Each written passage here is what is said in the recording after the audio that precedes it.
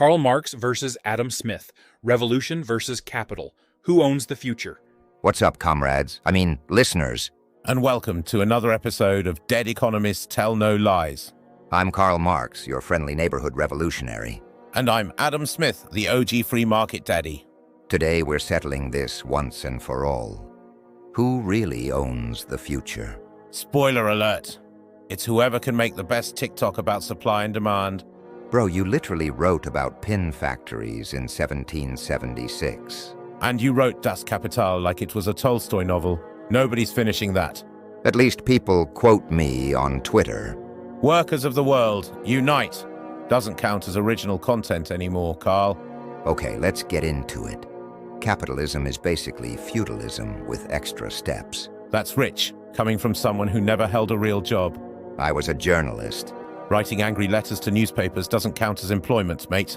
Says the guy who thought the invisible hand would solve everything.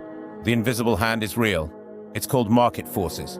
The invisible hand is just rich people moving money around and calling it magic. At least my system doesn't require a violent revolution. Your system is the violent revolution, just in slow motion. Capitalism lifted more people out of poverty than any other system in history. Yeah, after creating the poverty in the first place. That's like blaming the fire department for fires. More like blaming the arsonist who started the fire, then became a firefighter. You're mixing metaphors now. I'm mixing cocktails, Molotov cocktails. And this is why your dinner parties were so awkward. Let's talk about labor theory of value. Oh no, here we go with the worker exploitation speech. A worker makes a chair worth $100, gets paid $20. Where's the other $80 go? Overhead, materials, risk, profit margin. Basic business, Karl. Profit margin is just a fancy term for theft. And surplus value is just a fancy term for being salty about success. Success built on the backs of workers who can't afford the chairs they make. Those workers chose to take the job. Nobody forced them. Choice between starvation and exploitation isn't really a choice. Better than your alternative, standing in bread lines under communism. That wasn't real communism. There it is, the classic Marx defense. I'm serious. I never said create a totalitarian state. You just said overthrow the government and seize private property. Democratically seize private property. That's called voting, Karl. We already have that. Voting doesn't work when billionaires buy the politicians. So your solution is to eliminate billionaires? Yeah? Classic Karl, always going straight to the guillotine. Look at today's economy. Gig workers, zero benefits, no job security. That's innovation. People want flexibility. Flexibility to work 3 jobs and still can't afford rent. The market will adjust, supply and demand. The market adjusted by making everyone a contractor to avoid paying benefits. Entrepreneurship, Karl. People are their own bosses now. Their own bosses who can't take sick days. At least they're not waiting in line for government cheese. They're waiting in line for food banks while working full-time. Rome wasn't built in a day. It's been temporary for like 40 years. Amazon workers peeing in bottles because they can't take bathroom breaks. That's just poor management, not capitalism's fault. When poor management is profitable, it becomes the system. It should boycott Amazon. With what alternative? They monopolized everything. The market will create alternatives. The market created the monopoly in the first place. Here's what you didn't predict. Technology making everyone more productive. I literally wrote about machines replacing workers. But you thought it would destroy capitalism. Look around. AI is about to replace half the workforce. And create new jobs we haven't thought of yet. Like what, AI prompt engineer? That's actually a real job now.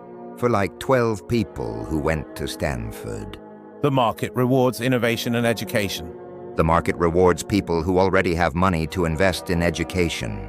Student loans exist.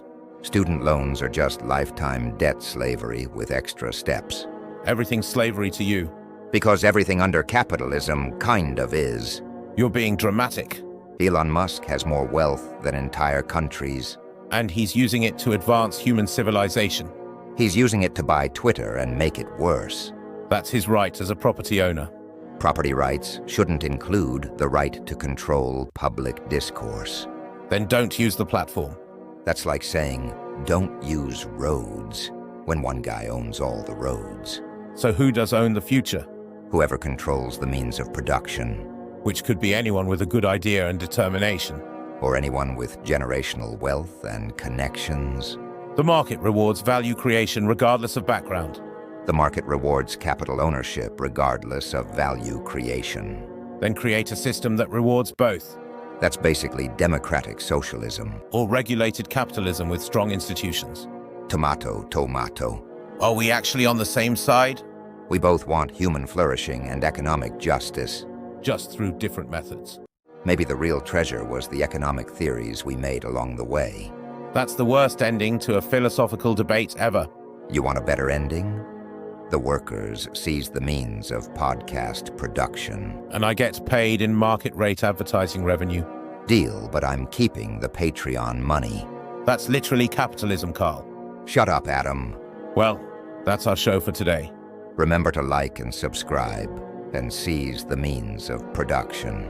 And remember that the invisible hand of the algorithm will reward engagement.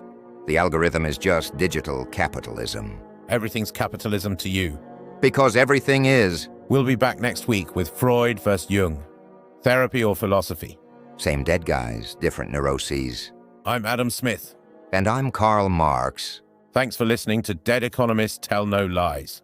Workers of the world, unite. And don't forget to rate us 5 stars.